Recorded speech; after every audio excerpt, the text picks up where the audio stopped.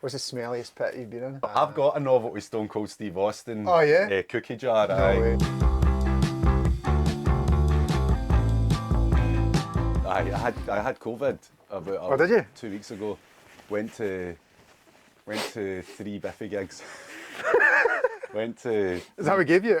Aye, because I went to these gigs and ended up, because it was very nostalgic, it was the first 3 albums they were playing in their entirety over 3 nights at bars. Yeah, I didn't even know about that until I saw your stories and the stuff. second night, man, well, halfway through the first night, I'm like, I need to get in the pit.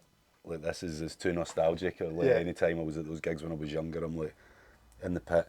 So on the second night, I just fucking went in. I was crowd surfing and everything. And then the third night, I was in even longer. I didn't peg you for crowd surfing. Oh, I was like, fucking yes, Dave. fucking yes, man. It was hilarious. But then, like, about 2 days after, like, so like the Tuesday I started, I was like, I don't feel that great. And then the Wednesday I went to work and I'm like, oh, I really don't feel good. Right. And then Wednesday night into Thursday, I was just fucking, I mean, at one point my fucking skin was sore. Oh shit, you know, it was that kind of so fluey. Yeah. And I'm like, definitely, I'm fucked. Like, took a test, like, as if I didn't know, you know what I mean? I'm like, the strongest fucking COVID line I've ever seen in my life. So it was worth it. I mean, I wouldn't change it. Certainly, I had a great time. But you know what I fucking realised though? I forgot all about the pit stinks, man. Oh, does it? I haven't been in a pit for like 15 years. Right, and I was okay. like, fucking, just everybody stinking and sweating. And what's the smelliest pit you've been in? smelliest pit? I think it might have been that. Biffy. I think it might have been the second night at Barras. Because I was stinking after it. Like, right, not yeah. like not sweating, but contact my stink. t-shirt was just like, it was a horrible smell. Right. It was a really horrible, not to badmouth Biffy fans, because we're all lovely, but some of them were stinking. You get BO and COVID from a Yeah, Biffy exactly, mosh pit. aye, yeah. It's not That, a great advert. I found the t-shirt in my bag about 3 days later as well, man, and it was fucking humming. I had to Absolutely say, man, humming. this is not as cool a band at all, but Real Big Fish. Oh, no way. They were fucking honking, man. Is that right? It was What, proper, the fans? Like, yeah. Aye. But it was like loads of like guys with it was like shirtless guys with like the white guys with dreads. Yeah, they're always the God. smelliest. Oh, they're the stinkiest. Absolute Those dreads honking. will be absolutely fucking humming, man. That's the problem with dreads, man. They're just... Yeah, they were nice though. Like folk were crowd surfing. I think my pal Toby, someone kneed him in the head. It was crowd surfing. He was like on the deck, but everyone like picked him up. It was it was like a nice bunch. The pit etiquette's very important. Yeah. Like, if you go down, folk need to pick you up. Like, I think I've been in a few that it was quite the opposite. Where was that? I went to a festival down in, where was it? It was near Reading, High Wycombe or something years ago. It was called Buck and Skit. And I was in the pit for that for a wee bit. It was Biffy were on. Right. And back then when I used to do a bit of filming for bands and that, I used to just occasionally just gaffer tape my camera to my hand and go in the pit. All right, yeah. And that was a vicious one though, because it wasn't necessarily one band set of fans, because it's a festival set up, and it was like a festival in a wee field. It wasn't like a big festival, so it was just fucking chaos, man. Yeah. And I was getting battered about, man. And like with a bloody nose and everything. Really? Aye. Good footage? Had that a couple of times. No, the footage was never great. The idea was great, like gaffer tape your camera to your hand so you don't drop it, but ultimately it was just like fucking that. That's what it was. It was just a camera doing that. It was all just blurry nonsense. Right. But I mean, it was, you know, if I'd ever used the footage for anything, it would have come in handy for something. But maybe I've just got all this footage sitting with that I've never done anything with. Yeah. Not all of it's messy, I suppose, but. So the Biffy thing was like all their like early albums just played start to finish, basically. Yeah. So the first 3 albums, so 3 nights, first 3 albums, and but every night they had like a short. They played the album in its entirety, a short intermission, maybe like 10 minutes, and then came back on and did a bunch of B-sides from that album era, right, cool. And more up-to-date songs, I suppose. So it was great because I heard a lot of songs that have either never been played live, or haven't been played live for years. Yeah. Which was great because it was, as I say, it was nostalgic, but in a really nice way. Yeah. Wasn't like a greatest hits tour or anything, you know what I mean? Yeah. It was just fucking seeing albums that when I first got into them 20 years ago or whatever. Yeah. Getting to see that shit again, it was nuts, man. Really nuts. That was like Carlin Academy. The old whatever old two. I went to see Frightened Rabbit 10-year reunion of Midnight Organ Fight. Wow. That's a class album. And it was like 2 weeks before he died and stuff like that, so it was proper lucky to see. But that was a brilliant night. I only saw them once, and it was when they were a 2-piece. All right. Originally, it was at Powerhouse in Ayr. All right. Oh yeah, yeah. It was Frightened Rabbit, Sucho Pero, and someone else. I think maybe a local band, I think. But In the downstairs bit. no, upstairs. All right. Upstairs in the club. In the club. I fucking hate that lip syncing thing. Oh God, man! There's Honestly, folk that think that's part of Kamala Harris did it, and she's like, in the club, oh we God, and I fucking get fucked. No wonder Yeah. she lost. yeah. I was glad Trump won just for that alone. Never see him doing that. Can you imagine? Yeah, look fucking hell, man.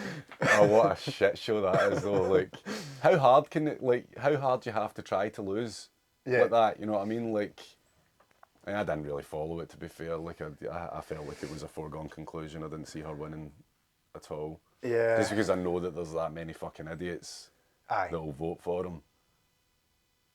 It's brutal, man. But I didn't really pay that much attention to it. I was more invested in the Tyson Paul fight. Did you watch that? I didn't. I did stay up. When I stayed up, I fell asleep on the couch. Right. And woke up at like 4 o'clock. And I'm like, fuck, just in time for the fight. Put it on. It was still the fight before it was the undercard fight. And at that point, I'm like, I've got to get up for work in the morning. And you know, I knew for a fact that it would, if I stayed up till 6 or something, you know, that'd be my week ruined because I'm too old for that nonsense. So I ended up just woke up and watched. I woke up and didn't look at my phone. Yeah. And put the TV on and watched it in the morning. But fuck me, man. Did you see it?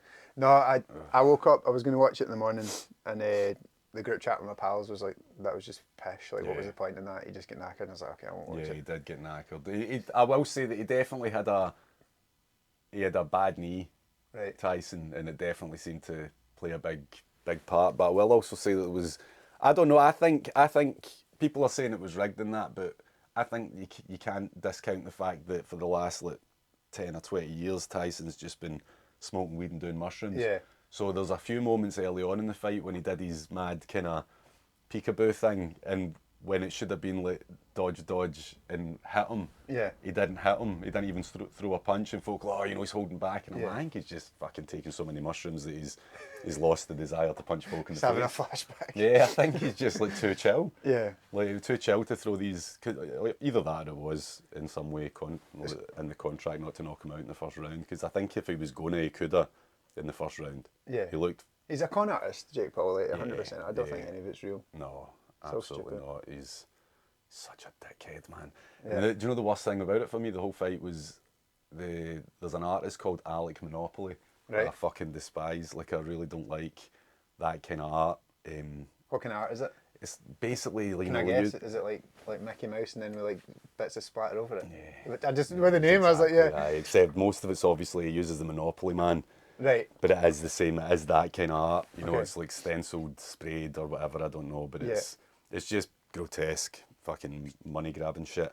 And obviously he's really popular because of that. But Jake Paul had shorts that were designed by him, like £1 million shorts or something. I'm like, I've never wanted to see someone get their jaw broke so much in my life. Yeah. I'm just sad it didn't happen. But it's mad that makes money just being because he wants folk to hate him, right? Yeah, clearly, yeah. Or just polarize people. Yeah, I think he's still good at it. He is good at it. It's just so frustrating when you're like, you know, like he's got his belt and that, like he's sitting at the post-match press conference with this belt, and you're like, what, you fucking need to bought that? I mean, I used to have a WWF belt when I was a kid. It's the same thing. That would be cool. I would actually say like if he came out, if he came out with a plastic like WCW belt. Totally, yeah. I'm like, okay, this guy's great sound. That would be funny, but this making your own fancy championship belt's it's a bit weak. Yeah, it was like when The Rock did that bad motherfucker belt. Was it Diaz Masvidal or something? Aye. And it was like, oh, fuck off, you stupid made up belt. Yeah, that's fucking. But that's what it is. It's just it's cosplaying really in it. Like fair enough that he's, you know, he obviously likes fighting. I think that's fair enough if you're that type of person. But you kind of have to stop fighting like old folk. Yeah. You know what I mean? Or you get beaten by the only kind of decent person. You're the only active boxer that he's fought. He didn't win against. Yeah. Even that though, I felt like it was. Fury should have knocked him out. Like I don't know. I don't understand. Maybe he's just got a strong chin. Maybe he's blessed with the ability to get punched. Yeah. Some folk are. They seem athletic anyway. They seem like decent at Shit, fuck like Daryll, what are you talking I about? know, fuck I'm like, you, man. I've like Fuck you, watched like 2 boxing matches I in know, 10 years. Like, yeah. oh, they seem all your Yeah. pretty good stances and stuff. We'll Fuck move on 'em. from that. Yeah, let's move on from Jake Paul before he starts throwing shit about this workshop, man. What? So I was going to ask about your TikTok, right? Speaking Yeah. of artists you hate. So, actually, tell me about the beginning of it, because we were talking about in the earlier podcast. I go back and watch them and I cringe because I think I'm not being myself. I'm trying to be someone else. I feel like I'm getting there, but I didn't realize how much of an effort it would actually be to watch myself and not absolutely hate it. But you said like when you started your TikTok videos and stuff, it was very kind of, or more like muted and very muted. If I go back and watch them now, and it's the same, it is the same. I feel the same. Like I think if there's any period of time between, I mean, what is it? Maybe 3 years since I did my first one, 2 or 3 years. Any period of time, I think you're always going to hate what you've done on Yeah. film or audio, if there's that amount of time passed. But with my TikTok thing, it's become, I noticed that it's become more caricatured. Like the first time I did the hello, which I only do because it was, you know, that kind of, you know, when you clap to make sure you know where the audio's starting and everything. That hello, when like, I always move my hands so that before I did TikToks, if I was making videos and I was having to redo stuff because like 20 takes or yeah, whatever, I'd be like that. I knew that was when I'd had to cut the video to. That's the start of it. Right, okay, yeah. So but the hello thing, the first time I did it, it was like so subdued, just like hello. And now when I do it, it's like I'm fucking screaming it pretty much. So I do think that there's, you're always going to be down on yourself, I think, when you're putting videos out there, because you change a lot, and you sort of evolve. You evolve a character and it is effectively some kind of character. There's elements of ourselves in it, but you're always going to, everything's always moving forward. So naturally, when you look back, you're like, oh my god, man, I can't believe I said that, or why did I, you know, like, why did I say that like that? You fixate on stupid wee things. Yeah, like, turns of why am I phrase. not smiling? You know what I mean? I'm talking about my favourite painting of all time, and I'm sitting looking like at, you know, like the painting's actively hating me or something. You know what I mean? I was watching back when me and Struan just like hated each other's chat, and I was just like looking at him like, and he was looking at me like, just like looking bored as fuck, like looking for a spider on the wall or something to watch. Oh yeah. I think it's only natural. But I was saying before as well, like the cringe is outbalanced by meeting the people, doing the photos and stuff. That's fun. So like as bad as the podcast might have been at the start, I thought they were all great, but it is good to. Cheers, man. It is good to that format of meeting yous before. From my point of view, you know, having done like I'd done like 2 podcasts prior to doing the one with you.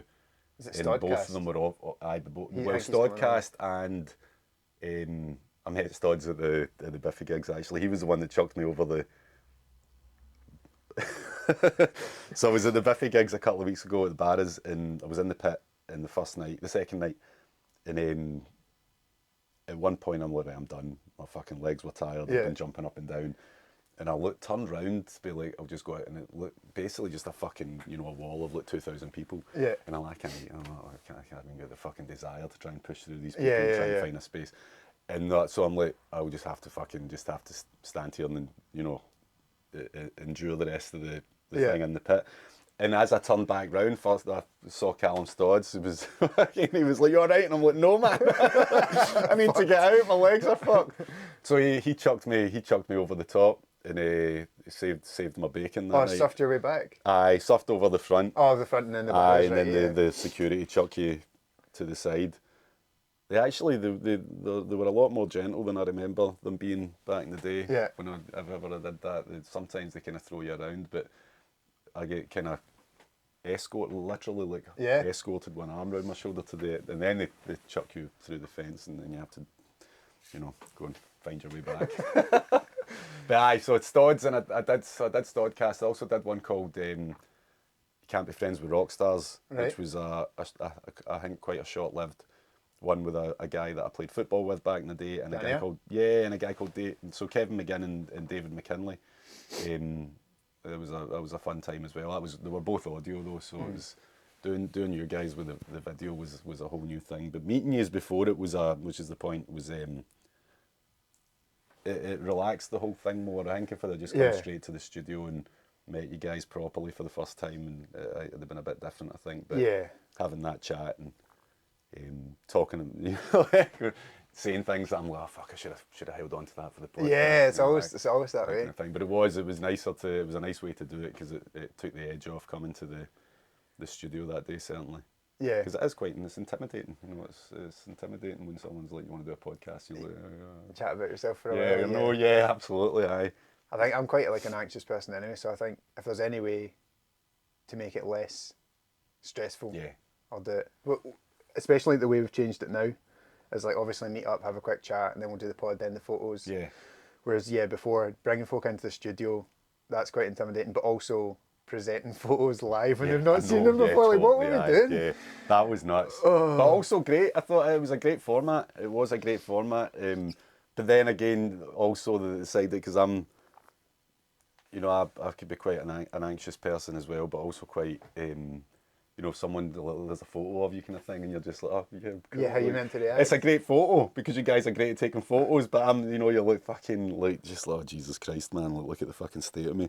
You notice things, you're like, my hair's out of place, or my beard looks stupid, or, you know, like, what, you know, the dog was taking centre stage in those photos as well, so I'm like, I suppose the dog ones are easier to be like, oh yeah, cool. Because you can't be enthusiastic about a photo of yourself. yeah, it's Like, hard, why, you know, why is he like, doing this that? guy's fucking full of himself. Yeah, man. yeah. Like, that's an amazing photo, you really captured me. Yeah. Like, Well, I think now, there's no reaction, so now narrow it down to about 5, depending on the episode. Mm-hmm. Send it to you, get your approval of like whatever, or swap them out, and then we'll just play them over music or something at the end. So it's not like not as intimidating. intense. Yeah, because it was quite intimidating, quite intense. Yeah, my bad. So. No, man. As I say, I thought it's a great concept. It was a great format, I think. And plus, you get loads of brilliant photos of yourself that you can store away. I like yours, man. They were some of my favourite, especially the ones with the one up the lane and the ones with Franco. And yeah, that one up the lane was great when Franco was looking over his shoulder like that. Yeah. It was like, hey guys.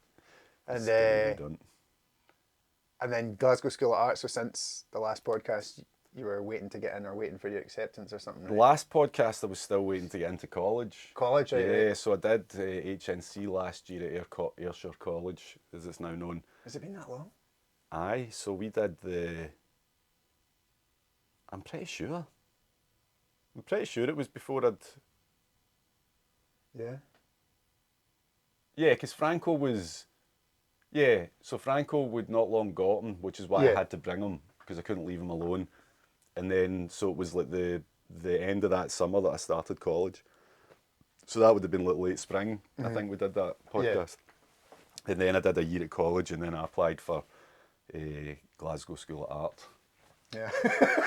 I actually thought I'd maybe bring a beret or something today just to really push it, but I couldn't find one, funnily enough. But I know, there's everything in here. At least we've got a nice cool motorbike to sit next to, but no berets. But I applied on a whim. My plan was originally to do 2 years at college, HNC, HND, but then my lecturer was like just for shits and giggles, basically apply to just to get through the process and see what it's like. Right, okay. And then I ended up getting accepted into painting and printmaking, fine art at Glasgow School of Art. And it's fucking magic fun. I've been there now for about, 2 months? Yeah. It's intense. Yeah. It's intense, weird, it's different. Intense how, as in like... There's a lot, it's an intense amount of work. It's 5 days a week, whereas college was 3. And plus, it's just, it's hard to explain, but I think just the fact that every day that I'm walking to, so obviously with the sad demise of the Macintosh building, everything studio-wise has moved to the old Stowe College, so the Stowe building. Okay. So they've now got one, I don't know. I don't know the areas of Glasgow that well, but it's just down. It's literally just down the hill from. So see, when you go up to where the Macintosh building was, if you keep walking over the hill, it's just straight down that road. It's like one straight line, but they've got the big Glasgow School of Art on the side of the building, right? And every single day that I'm walking, I'm like, holy fuck, man! It's cool. Like it's imposter syndrome, I guess, to some degree. Although I do obviously I know that I've been working as an artist for a long time, so it shouldn't be too much of a stretch of the imagination to think that someone that's been painting for that long could go to, you know, Glasgow School of Art, but Yeah. there's something about seeing the words Glasgow School of Art that just fill me with fucking terror every Right, day. okay. You know, I'm like, Jesus Christ, it feels a lot bigger than I ever imagined it would, and but it's great. Everyone's dead nice.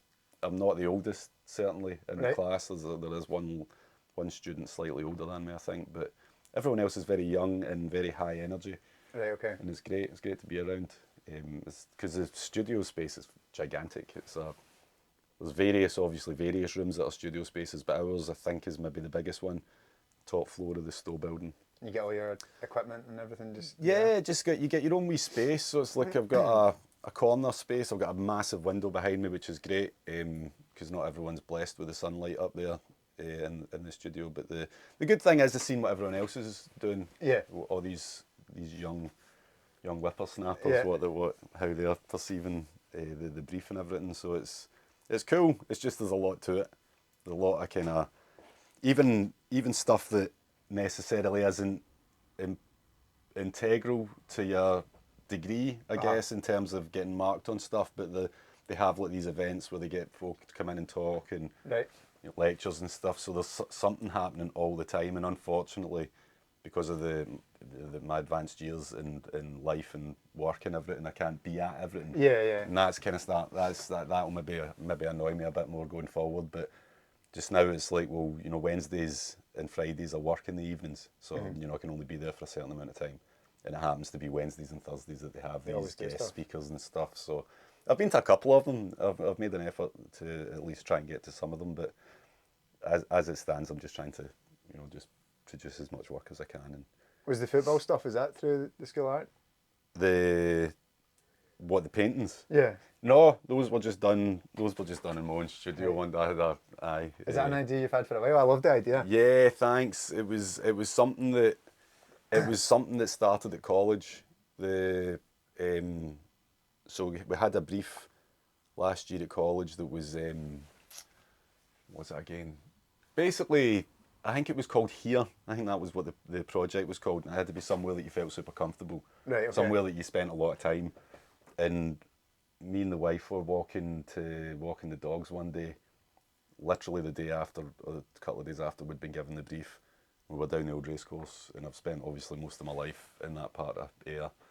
And I love lines on a football pitch. I think they're a beautiful thing. So at that point, I started just taking photos of them, and so I did a small project at college on them, and then I've worked them up into actual canvas. Yeah, they look class, man. Yeah, cheers. A couple of them have been sold recently, which is great. It kind of started off as a bit of a piss take at Rothko, if I'm honest. Right. Like I've got a bit of an issue with, can't remember if I mentioned it in the last podcast, but I do have a bit of an issue with abstract expressionism and the people that were part of it, and the Rothko thing.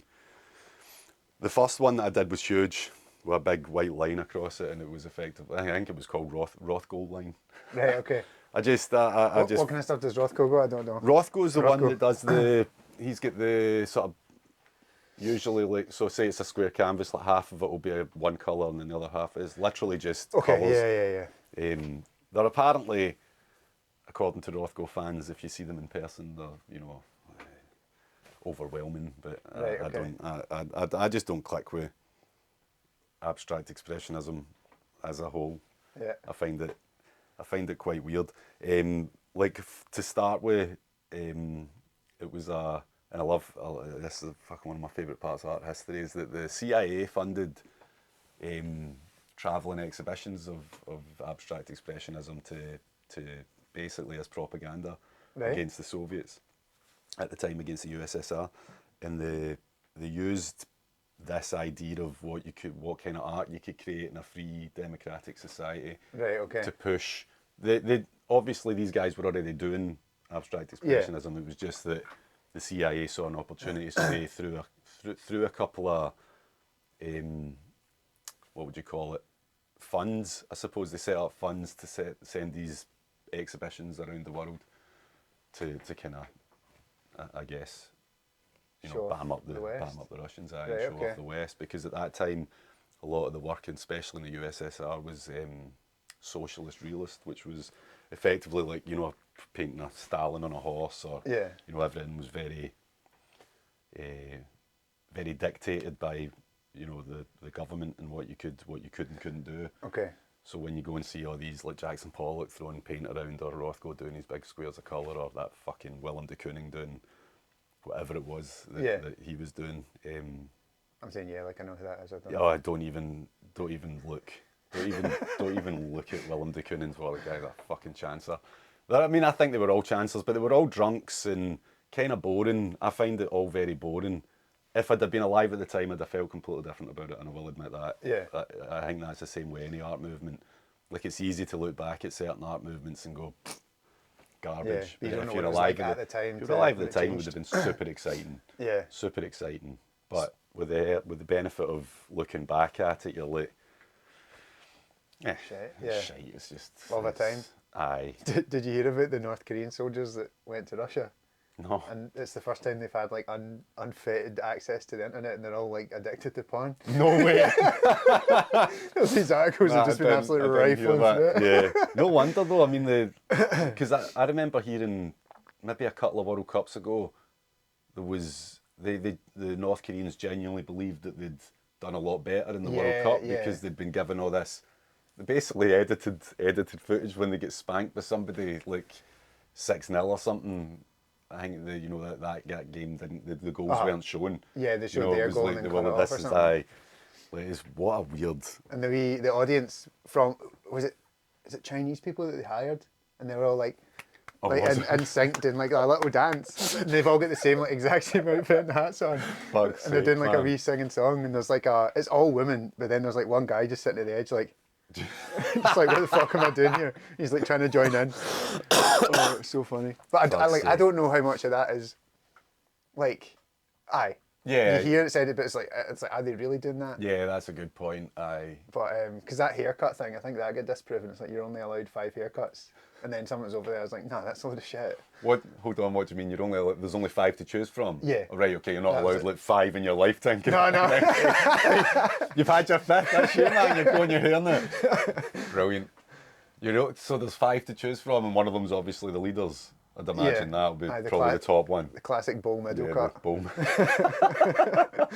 And there was a slick back, but there was like a picture of 5. I think some tourist whatever took it, and it's like, oh yeah, these are the only 5 haircuts you're allowed in North Korea, and if you have anything else, you'll get fucking whatever. Sent to the fucking work camp. Yeah, the gulag, whatever. The gulag, aye.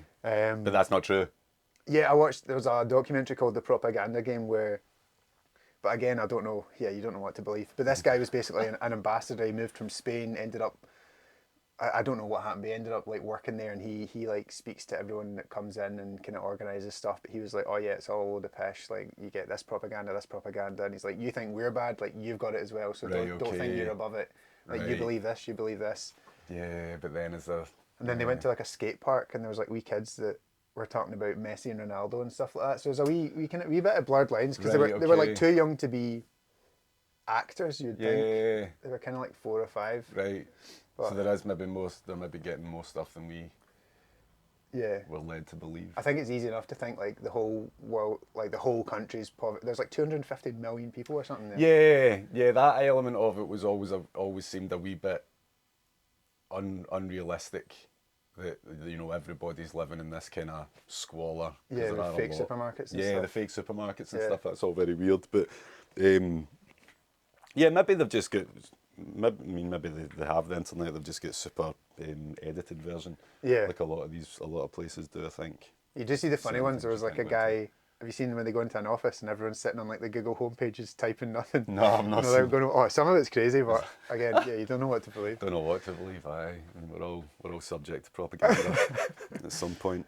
The reason I brought up your TikTok was to say, right, so you're enjoying your TikTok now. If anyone's not seen it, hilarious. Like, strong opinions, but in a good way. Debasing a lot of like wankers. Yeah.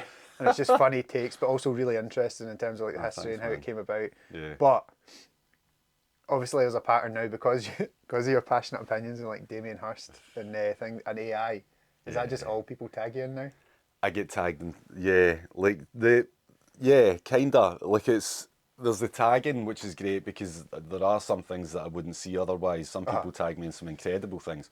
Somebody tagged me in one the other day that has been on my mind. Like fuck, it was somebody, and it was because of Damien Hirst that I get tagged in it. But Right. it's not. It wasn't thankfully a Damien Hirst video. But it was somebody that takes like this artist that will like anything and encase it in resin. Right. Like so, one of them was like a mocha pot, like Okay. a coffee cup, a coffee pot, and they encase it in resin and then just fucking saw it into these thin sheets. Right. And then separate And it then separate it into a binder.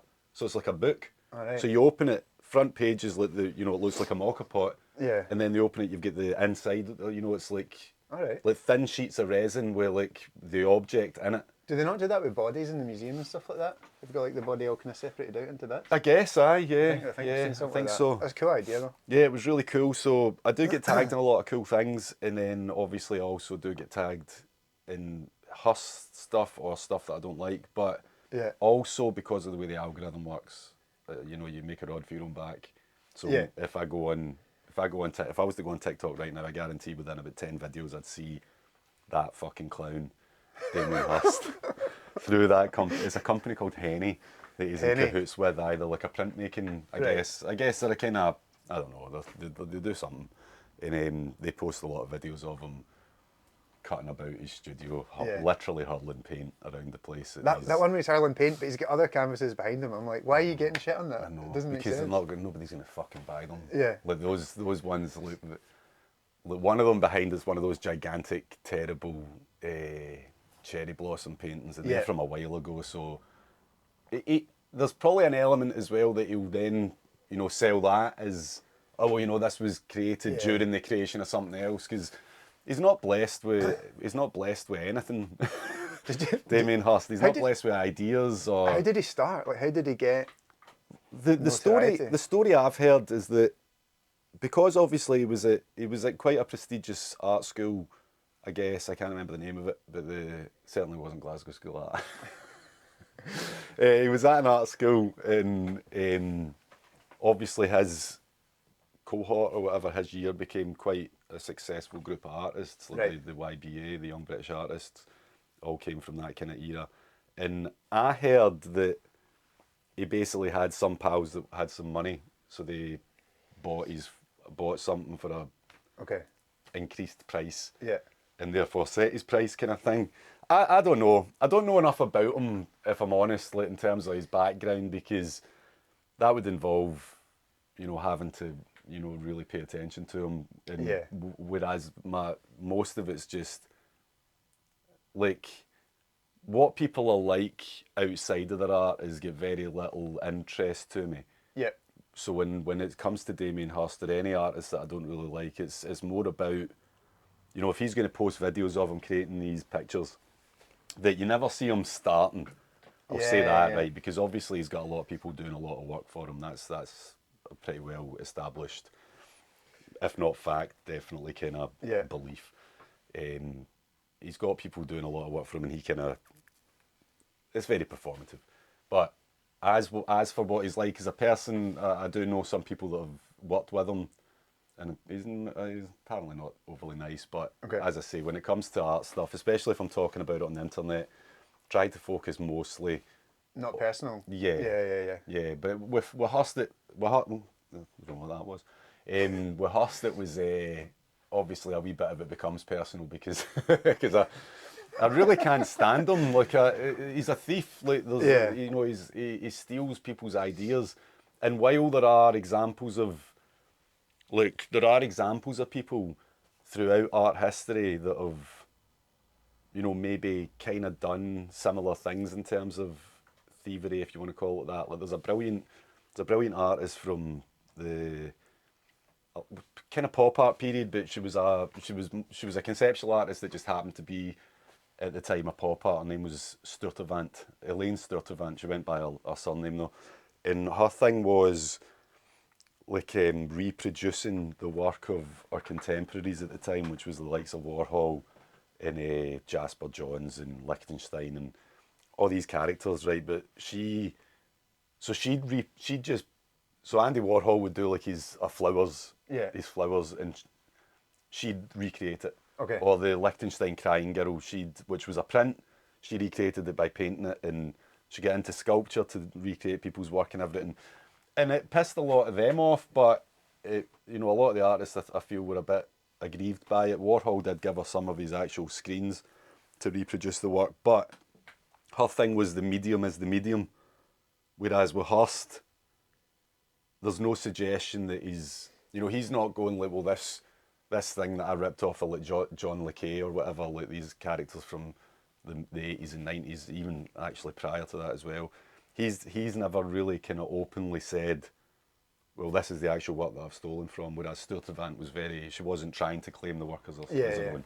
Whereas you get the impression with Hurst that he is very definitely trying to suggest that he came up with the crystal skull or he came up with the shark in formaldehyde and, you know, like the medicine cabinet and the spin paintings. He kind of he acts as if he comes up with it. He does admit that he will steal folks' ideas, but you know, not in the same. I just don't feel like it's in the same way as a lot of artists from the past that have kind of done similar things. I think he's just a talentless wee dick that. He's still making money though. It's wild. Oh, is he? Fucking loads of it, aye. Yeah. He's, of course he is. This company Henny that he's in cahoots with, he must be making a fortune in terms of the print production. It's weird that folk back him, like companies and shit like that. Even if you know what he's done. Yeah, he's a big name. And when I say talentless, I mean maybe he has some sort of talent. He's definitely got a market in mind, which you need to have these days in the arts, I suppose. But it's, when you watch him, it's really hard to watch. Yeah. But I will constantly do it. Yeah. You know, a total glutton for punishment. I'm like, fuck it. He's the Jake Paul of artists. Yeah. Oh God, aye. Yeah, he's. There's a lot. You know, like I try not to be overly negative on the internet constantly. Like, but unfortunately, it doesn't come across as negative though. It's quite funny. I appreciate that. Aye, but you know that way that sometimes you're like, well, did this Damien Hirst video, and you know I should try and. You know, not one for one kind of thing, but if something's really amazing, I'll post that as well and talk about it. But I think there's a really funny attitude that I've noticed on the internet over the years that people are like, you shouldn't badmouth other artists. You know, artists shouldn't badmouth artists. And you're like, well, fucking, where you been? Yeah.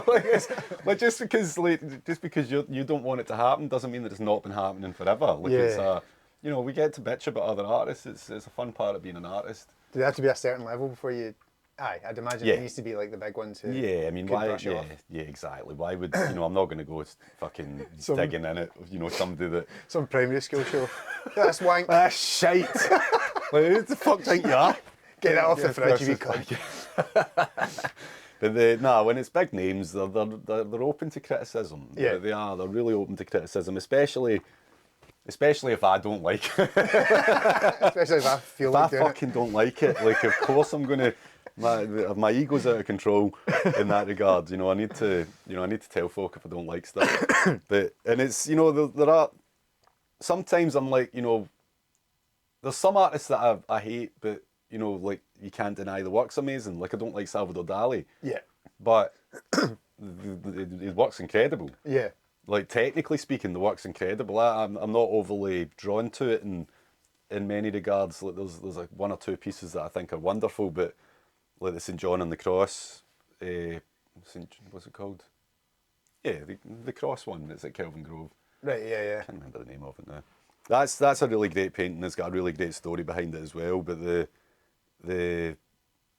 him in general, I actually posted a video of him the other day. I just couldn't imagine.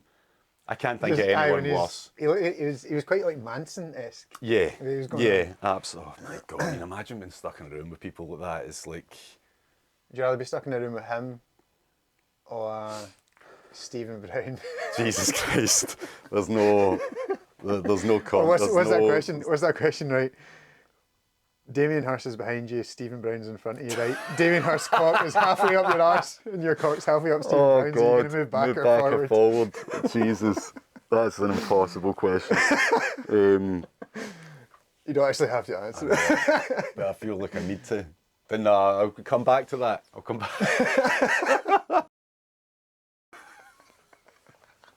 Jesus Christ, man. I'll give that one. I don't know why I'll just skip that one. Oh yeah, I wanted to ask about the biscuit chat. Why was that coming Oh up? yeah, that actually got a lot more attention than I thought it would. Yeah, it was good. Yeah. I feel like I had something else I was going to talk about. That came up in conversation before. Um, aye. How did the pasta biscuit thing come about? Like the biscuit thing, because it's a firm belief of Okay. mine. Can I contextualise it first? Yeah. So there was a few stories, right? Strong opinions on pastas and biscuits, or just Yeah. opinions. Right. So I put a question on Instagram. I did a question and answers thing on Instagram. Yeah, And I was like, you can ask me anything as long as it's about pasta or biscuits, yeah. because You were I'm hungry. very passionate about those things. Yeah, and I Right, was okay. hungry.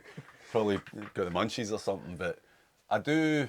The biscuit thing comes up a lot because I have a firm belief, and I have used it in my work, that there are no bad biscuits. Yeah, I've Like, seen there's that, no yeah, bad biscuits. Like, there's bad companies that make substandard biscuits. Okay. But the biscuits themselves are just all great. Right. Like, there's no bad ones, right? And there are a few that I mentioned this. I did a screen print last week at uni, and one of my tutors saw it, and he was like, "I've never heard anything like this, right? This fucking blew my mind, because he's a really lovely guy, and I'm not going to hold that against him." But he went, "You say there's no bad biscuits, but what about custard creams?" Oh, And fuck I'm like, off. "Nah, man, I'd never expected it." Yeah. Usually folk will say, "Well, what about like Garibaldi or something like that, because Yeah. they're quite dry." But custard creams, I couldn't believe it. Custard I'm creams like, are "You've phenomenal." fucking lost your mind, man. I'm potentially going to leave this university. I might just quit if this is the way that you guys think." Yeah, we used to go every Custard lunchtime creams, at man. Morrison's. You know, pal would go, and they used to have like Morrison's own custard creams for like 34p Yeah, or yeah, 50. yeah. And They're you used to just incredible. fucking like scan hundreds of them. Absolutely tan them. Aye. So good, man. I've got a real biscuit addiction. Like, it's always been there. I just can't fucking control myself. Like, I'll have one, and then before I know it, I'm literally just standing in the corner of the kitchen Yeah. next to the biscuit. Like We've got a this gremlin. beautiful biscuit, like a gremlin, like a biscuit gremlin. And look, to the point where we've got a new biscuit jar, right? But see, like, we've got this beautiful biscuit jar in Boss Class and everything. But prior to that, we had one that had the new one's got a cork lid that just sits in it, silent. Can go at it, right? But the one that we used to have did that kind of. It was a suction lid. See, then I when thought it you were going times- to say the novelty ones with the police hat. Whatever. No, I've got a novelty Stone Cold Steve Austin. Oh, yeah? Cookie jar. No aye. way. What does it say? It doesn't make a noise. It's Oh, right. it's literally just his bust. Okay. It's beautiful. I got it at I got it at the Sunday market, I think, for like 50 pence. I couldn't Stone believe Cold it, biscuit man. jar, yeah. I was like, how much are you wanting for this? I'm like, getting my wad out. I'm like, fucking Name 20, your price. 30. He's like, 50 pence. I'm like, holy fuck, man. Fucking Like, hell. I'll take it.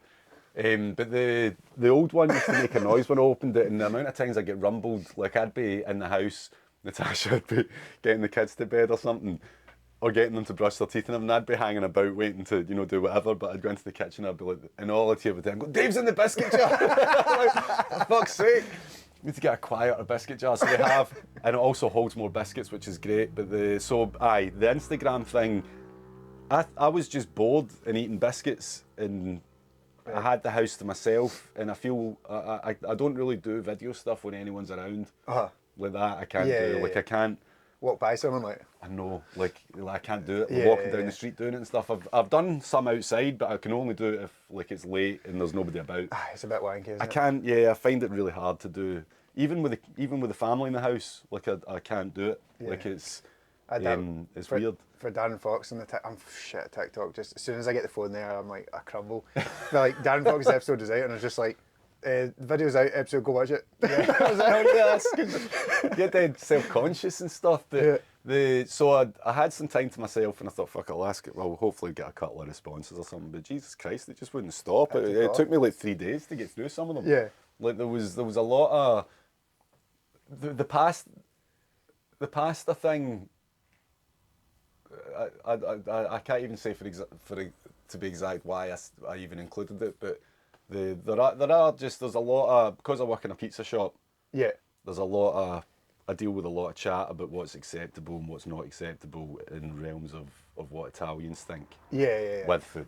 Very traditional. So obviously, strong opinions and that, yeah, there's a lot of tradition with pasta and pizza, but you know, as a Scottish Italian, there's certain things that I'm wholly accepting of that the Italians just aren't. And my bosses are both, you know, like Italian immigrants. They both come over from Italy, and they honestly see sometimes like I've said things in front of them that just horrify them. Horrify them. I once told one of my bosses that I made risotto with chicken.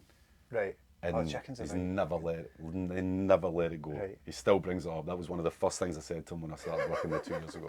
And he still occasionally goes, you're gonna have the risotto with chicken. Like, so there's certain things that they will use and they won't use. So when it comes to the pasta thing or the pizza thing, whatever, the pineapple and all that, it's obviously gonna that kind of shit does well on the internet, I suppose. But it was more a point of view. The question was more to do with physical pasta, like the actual physical shape of pasta. I was more curious about, because I'm with you on the rigatoni. Rigatoni's the fucking best, man. Yeah. See the shortcut rigatoni, like, it's really hard to find, but it's kind of like a hula hoop, aye. And in Rome especially, like if you get like a carbonara or something, more often than not you'll get this shortcut rigatoni, and it's a real joy, man. See, as long as it's not the fusilli, I'll eat it. I just can't really stomach that stuff at all. It pisses me off. What's that? What's the wee kind of wet ricey pasta? That's the only one I don't like. Orzo, I think I can't stomach that. Yeah, I mean, I'd use that, like, there's a sort of traditional Italian broth that you'd put that kind of thing in. Yeah, might be good in like a broth. It's good in a soup, but as a pasta, I don't see the point. It's a wee slug. my pizza game's changed. So Amanda's sister's fiance, Giacomo, he's a chef and he's Italian, but like the same very kind of like strict opinions on what he should have in pizza and pasta. Yeah. And I haven't even told him, like when I was growing up, my pizza would be like barbecue based, chicken and pineapple. Like it's changed now, it's all like anchovies and like all that stuff. And it is a lot better now, but I was the antichrist of Italian tradition back then. I mean, see the in the shop, sometimes when folk will come in and ask for stuff, like you can see it, like it really cuts them. It cuts Italian. See, when someone came in once and asked if we did doner meat on the pizza, right? And like that, like I honestly feel like my boss like went white, like he went super, like almost like he was, you know. That's a bit far. Like it had been an insult to his entire heritage. Come on here. I know, come on, like you know, it's like fucking hell. You can, if you want it, you know where to go for it. You know, you're not going to get it in an authentic Italian pizzeria as such. But we do have a sign up saying no pineapple, because you know it's fun and it generates a bit of chat with punters. Yeah. But I mean, I don't mind it. I'd have it. Oh really? I thought you were like very much team anti-pineapple. No. So, even the way that but see, even so the boss was like, "Can you do me a picture with the no pineapple thing?" Yeah. And then I was like, "Of course, but it took me ages because I was trying to figure out the way to word it that I didn't sell myself out. Okay. Because I will have it. Yeah. You know what I mean? Like I'll have it, but not like ham and pineapple. I think that's no. Doesn't work. But like spicy sausage and pineapples, I think a great combination. Right. I've had loads of fruit on pizza. Like pineapple, pear, banana. All these things. Yeah, it's fucking. If you ever want to upset an Italian telling you you've had banana on pizza, fuck pineapple. The banana on pizza, like we used to do one my old work years ago at the cafe in the town. We did one that was called the Chicken Maryland pizza. The Chicken Maryland itself as a dish was very popular in the 90s. It was like a plate of food. It wasn't a pizza thing. It was like you get chicken and you get banana fritter, you get corn fritter, you get chips and bacon and sausage and all that. But the pizza was like bacon, chicken and banana, and it was super popular. Yeah, and I had it once or twice. I mean, I wouldn't go back for it, but I will say that when I had pear on pizza in Italy, it was fucking spectacular. Oh, in Italy, right? Yeah. So that's the acceptable. Acceptable, food, right? Yeah. See, that's the thing. But it was up north, so I can get why, you know, us Southerners aren't overly fond of what the north do food-wise. So yeah, it's Rome that you're like. Yeah, well, my family's from. My mum's side of the family's from a wee area in the centre of Italy called Molise, which is very beautiful but very unknown. In regards to like tourism and stuff. My dad's side of the family were from Amalfi Coast, Okay. just up the mountain in Amalfi, a place called just Ravello. And so my mum's family are still there, you know, I still go and see them all the time, and we've got a wee place there and everything in the mountains. And unfortunately, my dad's family left Amalfi Coast at the turn of the last century and never, ever went back. So Right. it would have been great if they had, because we'd have property in fucking Amalfi Coast. But unfortunately, it wasn't written. So we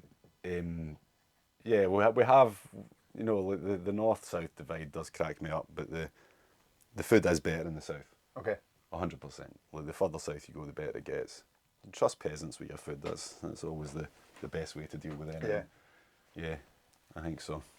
We did that food tour in Lisbon, and they were talking about all the different dishes that just come out of not having the money, and Yeah. they end up. Oh, that's so good. Yeah, anyone that's like where there's money, there's always going to be somebody doing something for somebody. So Yeah. if you know what I mean, like, there's going to be someone cooking for you. But whereas if you're in a wee farm community, you know, you got your wee nonna making the fucking most incredible food that would blow any restaurant out the water. So yeah, it's the same the world over. Peasants make the best food, I think.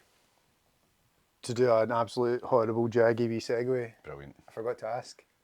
Your name's Ferrero Rossi, right? Yeah. I don't know if we spoke about the origins of that. I don't know if we did actually. No. But it's Ferrero. Right. So when I started painting, my name's David Rossi, and there's I've never watched it, but there's a TV show called Criminal Minds. And the main character, or one of the main characters, I believe, which is played by the actor Joe Mantegna, he was in like Godfather 3, and he did the voice of Fat Tony in The Simpsons and stuff. Ah, right, cool. He's in that show, and his character's name is David Rossi. So it's like a Google issue. It's a Google issue. Right. So when I started painting, and I was going to set up a website and everything, it's like the first fucking 10 million pages or something, like fan fiction about, this David Rossi guy. So when trying to think of what to do, like, obviously Rossi's a super popular name. It's like the Smith Italy. Right. And but I always had this idea that, you know, Ferrero Rossi's just hilarious. It's just a great, you know, I thought if I ever have a kid, you know, if I ever have a son or whatever, Ferrero Rossi would be a great name for it. And then I thought, when I was trying to think of a name, I'm like, well, you know, fuck it. Like, why save it for, you know, something that probably will never happen? So I used it for myself, and it always cracks me up that it's not always immediate with folk. Yeah. I've had folk that I've known for a few years through my art pages and stuff that will randomly message me. It's happened a handful of times when I've literally just figured out what really? their name is. Fuck. But the good thing is that, and this is an unintended side effect of it, but birthdays and Christmases and stuff, the amount of Ferrero Rocher I get is fucking insane, man. And now biscuit tins. Yeah, absolutely. Stone cold merch. Yeah, absolutely. I mean, I love Ferrero Rocher, ultimately. So. It is good. Yeah, and I think that if it ever works out artistically for me to any sort of financial or even commercial success, more to the point, I really hope that one day I get a care package from Ferrero Rocher. Yeah, That'd be that'd be amazing. cool, Like a lifetime supply or Yeah. something. I should probably just start painting them. Aye. I've never done it. I've never actually painted Stick a one Ferrero in Rocher. resin. Yeah, absolutely. Aye. Would you have a biscuit name? Would I have I come up with one? If or if I Ferrero had, Rossi didn't exist and you had to get a biscuit I or had to a have pasta fucking name, Pasta name. Oh Jesus, man, put me on the spot with that. we can just cut. Yeah, maybe aye. Like that's. I mean, I'd love to come up with a biscuit. That'd be a dream come true. Yeah. Like I mean, I'm good at cooking. Would you rather have Bad at baking. a painting hung in Kelvin Grove or come up with your own biscuit that was like world famous? I'd rather come up with my own biscuit. Yeah. I honestly would. Aye. Like, because and I'll tell you why, right? Because see, exhibitions. Like, obviously, I'm now at school for art, right, and I'm going to have to deal with exhibitions again. But I kind of resigned the entire idea of exhibitions up till about maybe. See, in 2020, I had like eight or 9 exhibitions lined up that were going to run from March to November, I think. Right. I'd had a couple in Glasgow, a few exciting ones that I was looking forward to, and then obviously lockdown, and they all get cancelled and I never heard from them, never heard from the folk again after that. So after that, and then I did my solo show at the Electric Bray, and you know, like the whole, I don't deal well with exhibitions. So like the idea of putting my paintings up in places and having to go and stand there and do the Would whole. you prefer someone else did it for you at least? Like, Just fucking want to paint stuff and sell it, man. Yeah. Like it's like I'm very fortunate that the way my stuff operates now is that I'll paint it, post it, and I've been very fortunate over the last 4 or 5 years that more often than not, when I post new stuff, a couple of them at least will sell pretty quickly. So I don't feel the need to put myself through the anxiety driven reality of doing exhibitions, because I'll be a mess for like a week before it. Right, okay. Especially my solo show that I did last time, which was maybe 2 years ago, my last exhibition that I was part of. It was more than one, but I did the work for it. Like I'd hit a really bad point in my mental health and just life in general had got on top of me, and I was like, fuck it, I'm done with everything. And then after a few weeks I got back in the studio and just started, I maybe mentioned this last time, but started a bunch of work for no reason other than just to, fuck about with some paint. And then I realised after about 3 months that I had about 20 paintings that I was quite happy with. And I did a few more, and then I talked to Roddy down at Electric Bray, we put on a show.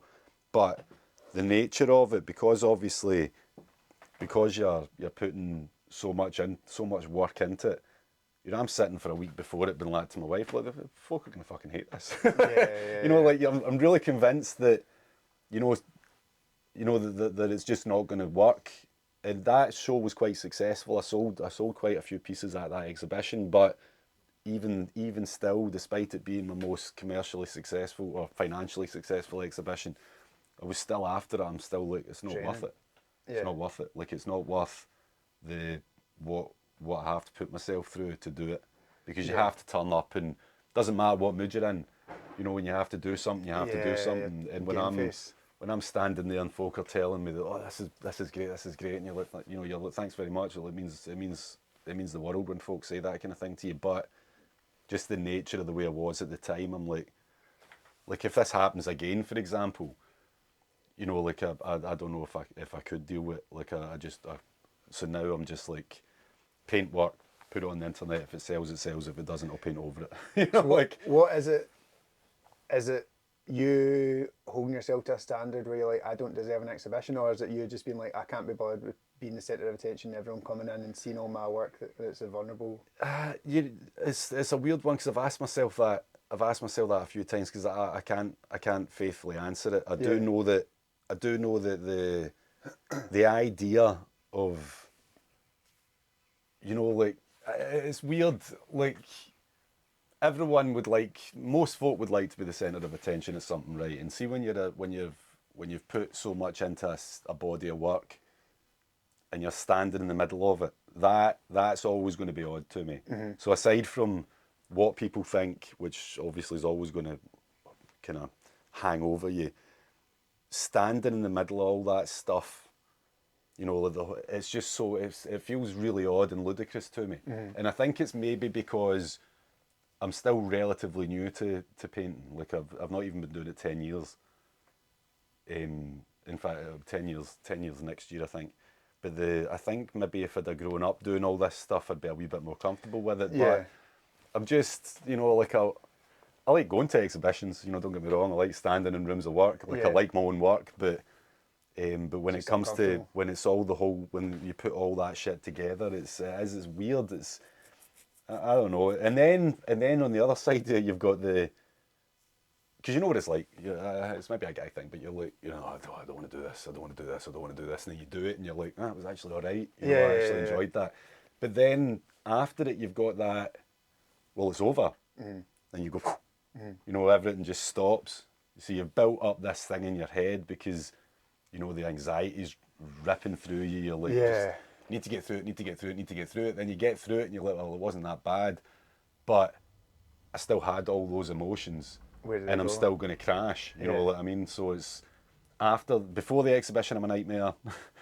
Apparently, and after the exhibition, I think it's just as bad. And then you're stuck. You know, you're like, well, what do I do now? Yeah. Because that exhibition went all right, but you know, everything could always go better, I suppose. It's a really weird thing. It's kind of like, you know, musicians get to go on stage and just, you know, like present their music, and folk get to dance about. Do you think that'd be hard as well, though, if you couldn't be fucked? And Of course. Yeah. Absolutely, because there's way more energy getting expended, you know what I mean? Like, Yeah. if you're not well or you're on a downer, you still have to go out and do it. Whereas, but you're also distracting the audience or involving the audience. Yeah. Like, I'm not involving the audience at my exhibition.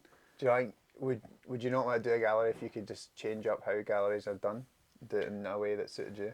That'd be great. Anything would be better if you Yeah. could figure out a way to make it more suited to the way you operate. But I think that there's always just going to be, like, the only thing that will change in exhibitions, if you're fortunate enough, is that you don't have to deal with it in the lead up. Right. So if, like, for example, like a Damien Hirst style of level, he's not hanging his paintings. Yeah.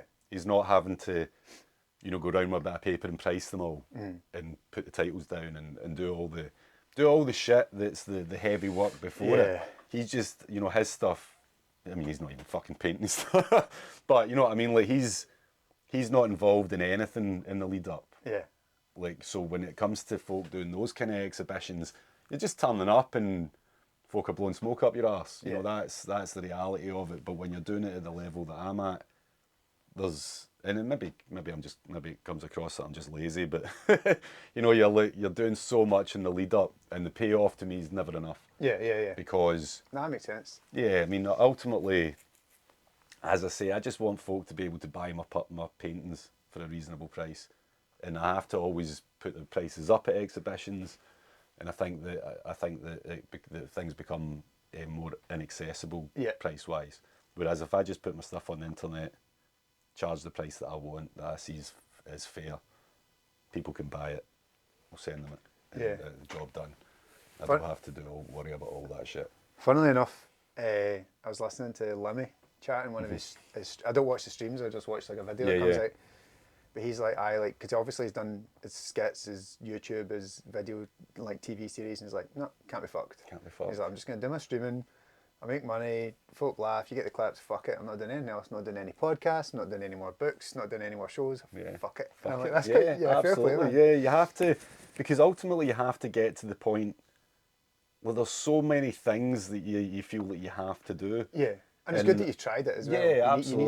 You need to try try things to know that it's not for you. Yeah. And you know, I remember my first couple of exhibitions being a total buzz. You know, it was new, it was exciting. Yeah. But I still remember even then, kind of been like, I mean, it's fun, but it's not that much fun. It's not as much fun as painting them. Yeah. It's not as much fun as getting a message on Instagram going, can I please buy this painting? Like, that's brilliant when that happens.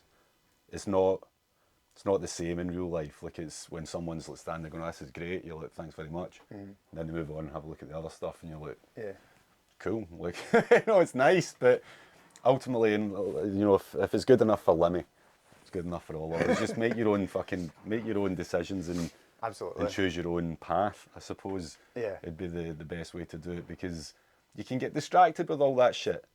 And that ultimately as well, if you're lucky enough to get taken on by a gallery and you go down to London and you have to go and, you know, schmooze. Yeah. You know, it's not fun. I don't find it fun. I've never had to do that, but you know what I mean, like having to, you know, put on your best gear and go down and schmooze with folk in any setting. I don't really enjoy it. Just want to paint. And what about when you're saying folk buying art off you and that's how you prefer to do it? So you helped us get Mark Cox on the podcast. Lovely Mark. Through your art. Yeah. How did that like come about? Yeah, it's class. He's so class, man. That was so exciting. When you're talking about things being exciting for the arts, Mark Cox from Still Game and Chewing the Fat, and many other things, got in touch through TikTok. I think. Was it through TikTok? No, so he followed me on TikTok. I think he physically got in touch through Instagram. I'm pretty sure because the messaging system's better on Instagram, I guess. But he'd followed me on TikTok, and I remember just being buzzing out my nut about it. And then he got in touch, being like, "I want to buy paintings." It wasn't just like a painting. Yeah. I ended up taking him. I went to meet him in Glasgow. I met him outside the Modern Art Gallery, and we went for a coffee. And I think it was 3 paintings. I think he bought 3 paintings off me. One of them, and this is the other thing. The paintings that people decide to buy, that's always cracks me up because a lot of my paintings are stupid. Yeah, But they're really daft. Like crazy I'll get ideas. the Bobby one. You get the dick side. Well, it's so daft. The things like when you create art that is particularly kind of goofy or comedic or whatever you want to call it. When folk get in touch and go, that painting speaks to me. Yeah. I want that one. I want the one with the dicks on it. Or Mark bought the 2. He definitely bought. He bought 3. The 2 that I can remember that he bought. One was a pig in a ring light. That was the concept. Yeah. So it's a pig with a shirt and tie on, with like the ring light. I was really obsessed with the fact that folk had that reflection in their eyes in videos. It's a pig, right? So it's a pig with a ring light for some reason. And I went through a wee phase of painting pigs. Like they're really beautiful creatures and they're great to paint. Yeah. They're really great to paint. And he bought that. He bought a really odd painting of it was called Sun Sea San Socrates, I think. Okay. But subtitled Some Violence because it was it was a painting of Socrates, the Greek philosopher, but he had a headband on like Socrates the footballer. Yeah. And Socrates the footballer would put no violence on his headband, which I believe was just a sock actually that he tied around his head. But because Socrates, this is so ludicrous. See when I start fucking thinking about why I paint things. Socrates, the philosopher, was like basically like sometimes violence is necessary. Okay. That was one of his angles. So I'm like, well, it's not no violence, it's some violence because it's the other Socrates. Anyway, Mark Cox bought a pig, and bought something else, and I hate the fact that I can't remember. But I remember just being like, I had my paintings in a bag, got on the bus or whatever, the train, went up to Glasgow, and I'm outside the Modern Art Gallery, just been like, I'm about to fucking meet a guy that I've fucking thought was hilarious since I was like 12 or whatever. Whenever I first saw Chewing the Fat, and what an absolute gentleman though, and I was so happy that he's dead nice. That he was up for doing it with you as well, because he'd said that he never really did that many. Yeah. He hadn't wanted to, or he hadn't been asked or whatever in a while, but I'm really glad it worked out because he's an absolute gentleman. But how fucking surreal though, it's occasionally things like that happen that you're just, the fact of putting yourself out there, occasionally you'll end up on somebody's screen that's it, yeah. You don't know who it's going to be. Because it is like a weird thing putting yourself out there, but it does come with, I think other people recognise, oh, that guy's putting himself out there, so we're somehow, I don't know, there's something in it. I think so. I think you just never know who you're going to end up chatting to. Yeah. Well, I ended up making pals with a comedian, again off the TV, that I loved back in the day, we're the fucking same age, but Rufus Hound, who used to do The big handlebar 8 out of 10, right? 8 out of 10 cats, I think. Just Countdown. Does Countdown. He was on one of those. Yeah. He did those, and we made pals again through TikTok, and then we met in real life at a comedy, Edinburgh Fringe. Me and my wife went to Edinburgh Fringe Festival to see my friends Paul and Tiff, and we went to an improv show, and Rufus Hound was at it, and then we went to a bar, Rufus Hound was at it, and we ended up meeting each other properly. I didn't know that the Rufus Hound that followed me on TikTok was the real Rufus Hound, because it said in the bio, not Rufus Hound. And he was a bit ambiguous when I messaged him, and like, are you actually Rufus Hound? And but when we met in real life, it was very very clear that he was the Rufus Hound, and he actually that night as well was in the same room as Paul Merton, which was so exciting. Stuart Lee was there as well, actually, but I didn't Stuart get Lee, to. I absolutely love Stuart Lee. I'd Man. have fucking killed to meet Stuart Lee that night. But Yeah. he didn't come to the bar after the gig. He just did a really funny set. Can I just interrupt with Yeah. like genuinely the worst meeting story, 5 seconds ever? Stuart Lee went up to the ticket office above the stand, one of the stands in Edinburgh. It's to be up the stairs, but Yeah, yeah. And I was sitting there, and Stuart Lee came in. I was like, "Oh, Stuart Lee," and he's like, "Yeah." And I was like, "How you doing?" He's like, "Good." And that was it. And I just left. You just say the name. Yeah, I always say the name. Yeah, I did that. I did it recently. I met Dave Lombardo, the drummer from. Oh, yeah? Well, he's now randomly. Dave Lombardo, as much as he plays, he's in a bunch of bands. Obviously, he's still very active in a bunch of really big, brilliant bands. But he's now the drummer for my friend Simon and Mike's band, Empire State Bastard. Empire State Bastard, yeah. So he's the drummer in that band, and I went to see them at I can never remember the name of the venue. Is it SWG or SGW? SWG3. SWG3.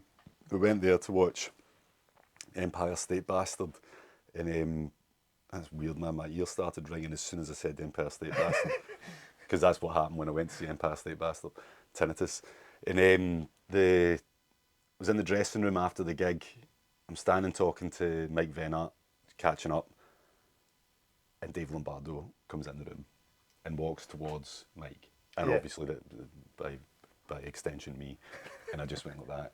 Dave Lombardo. Like I just fucking didn't know what else to say, stuck my hand out, and he was an absolute absolute gentleman. He laughed at the fact, obviously, that I was, because then I'm like, well, obviously you know your name, but like fucking hell, man, you are actually the actual Dave Lombardo, which was better than the time that I bumped into, name dropping now, but that's not the whole point of it, but I met the drummer from Rage Against the Machine once at a festival in Finland, and I tried to say anything. Yeah. And like there was weird gibberish that came out.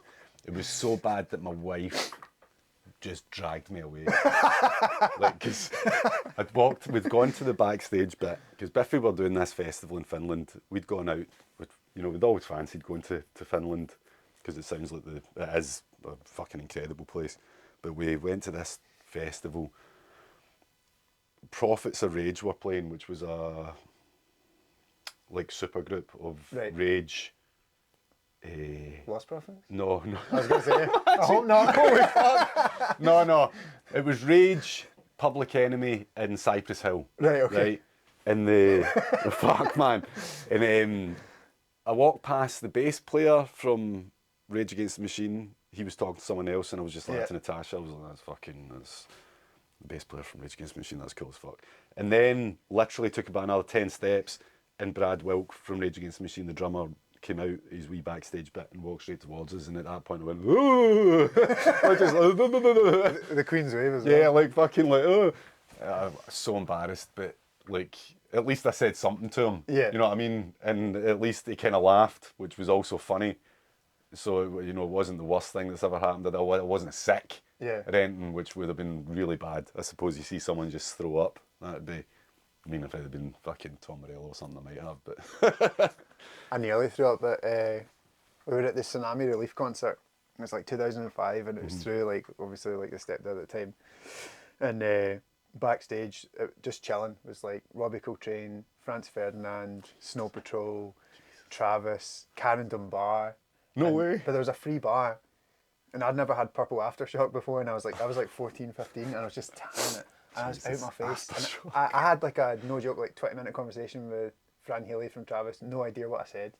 And I'm like, how did he put up with me? How did he not just tell me to fuck off? A drunk child. Yeah. And what was the guy? Tyrone from Slam. Because I had like a wee autograph book. I did well, I got the autographs and stuff, but I was like, why are they fucking talking? And then I just went and waited like immediately after. Oh my god, no wonder, man. Aftershock's fucking heinous Brutal. stuff, man. Do they still make that? I don't know. I haven't seen it or heard of it for a long time. No, it was quite a big I thing. remember for it a being while, really wasn't it? popular. I remember when it came out. It was purple whitey, but Or was it? Yeah. Oh. it's all over the back of the car. I was trying to impress a girl as well. Oh yeah, successfully. Yeah. Absolutely. Yeah. Jesus Christ. Good times. But no, the folk you meet through these things is dead exciting, and that's not just anybody that's successful or famous. I suppose. Yeah. Meeting anybody through your art that you've had a connection with through something that you've created. Yeah. Is fucking incredible. Like I know there's a few, like, even going to those Biffy gigs, you know, a couple of weeks ago, there's folk that I'd met 20 years ago going to gigs that I hadn't seen in maybe that long, maybe 10, 15 years or whatever. And we all came back together at this, you know, bumped into a lot of them at the gigs. We're all greyer and you know, older and more pain, but we're all still, you know, it was a really beautiful, there's something about it, there's something really beautiful about any sort of group that's brought together by a mutual love or something. Yeah. So when I meet folk that I knew from back then that are still die-hard Biffy fans, it's fucking wonderful.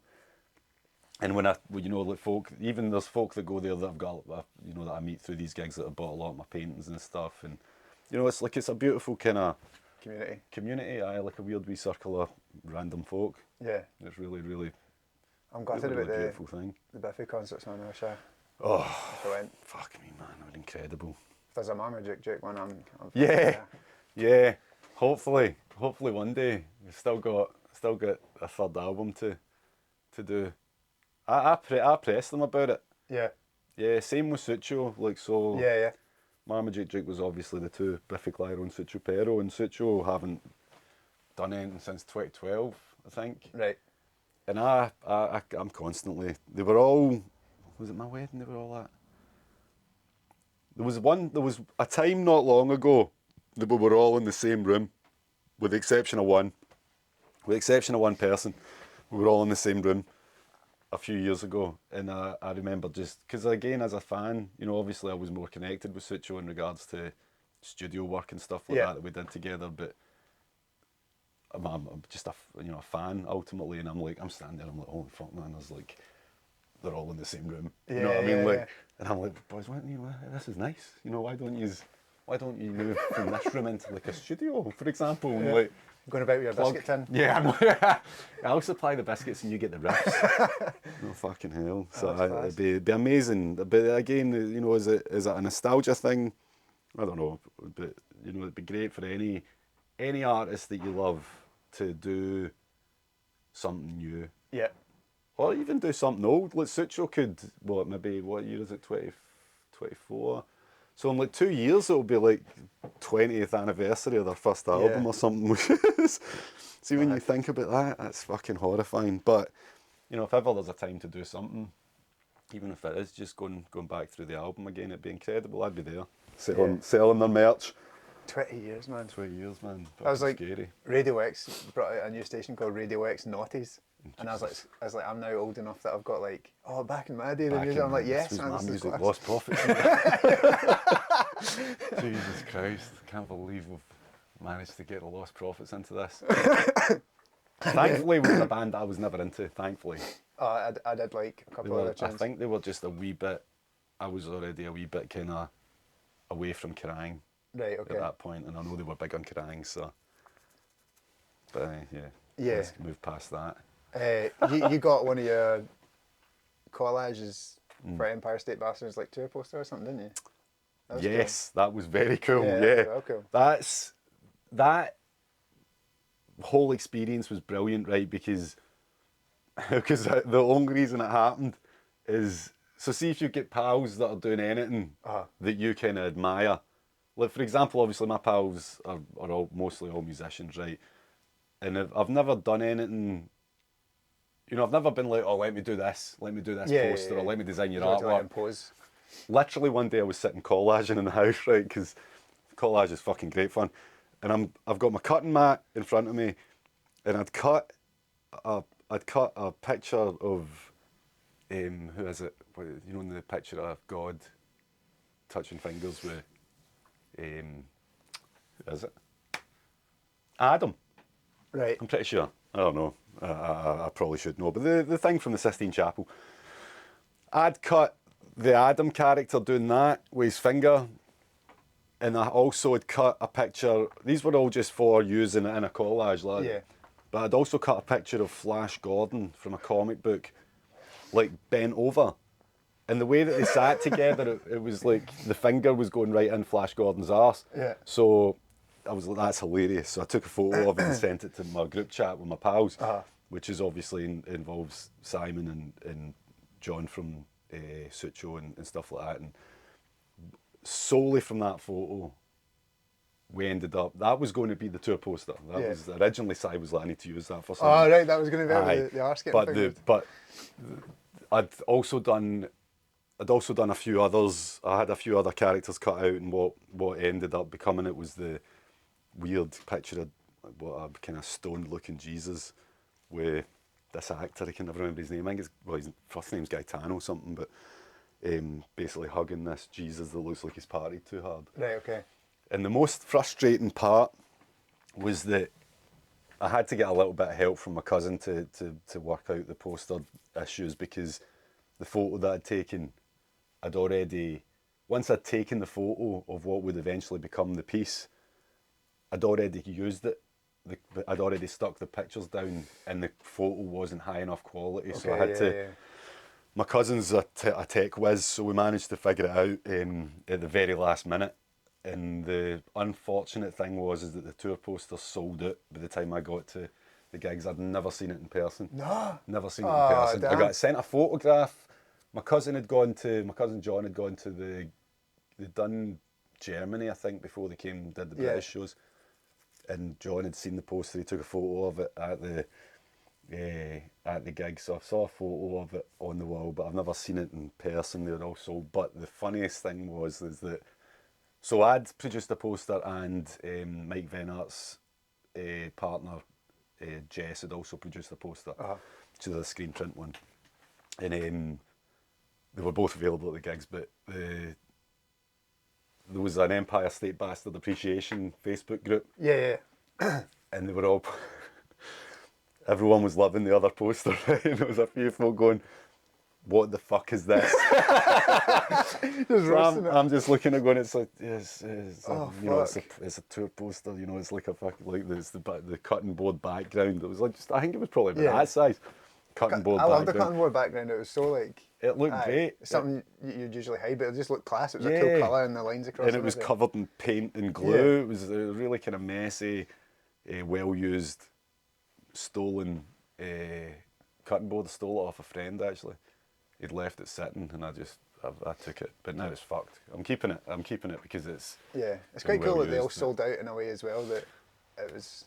I'd love to have seen one though. You know, I mean, I made a copy. I printed myself one, but literally just like an A4 size, just to have a copy of it. But it was a huge moment for me because you know, I've obviously love everything that Si does. So to be involved in any way in any of his projects was great. And then hopefully one day I'll do a Biffy one. That'd be great. Yeah, that'd be awesome. Yeah.